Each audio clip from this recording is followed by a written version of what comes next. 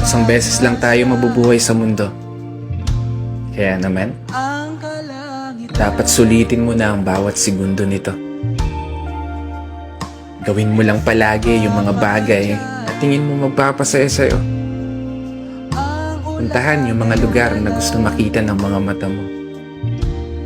Kasi isang beses lang, oo, isang beses lang, tayo may pagkakataon dumaan sa kalsada ng buhay na hindi mo na mababalikan.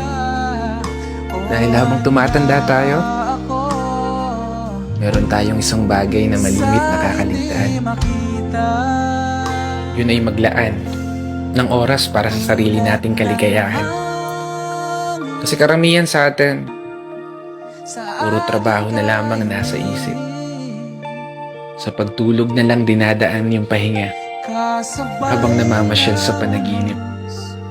At paggising, trabaho ulit hanggang sa hindi mo na magawang masulit kahit man lang saglit.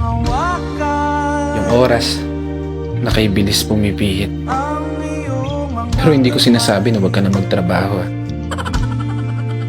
Gusto ko lang ipaalala sa'yo, ipaalala sa sarili ko,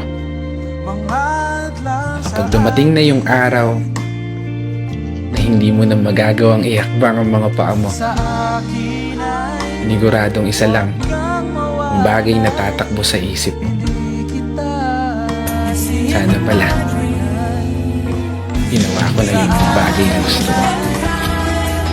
Sana pala sinulit ko na yung mga oras na meron ako. Kaya hindi pa huli, may pagkakataon ka pa.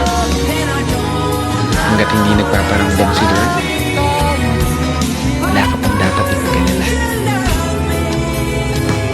Hanggat hindi ka pa tumatago sa pintuan, wala kang dapat ipangamba. Dahil hanggat humihinga ka, magagawa mo pa. Gawin lahat ng mga bagay na gusto mo, basta masaya ka. Walang makakapigil sa'yo.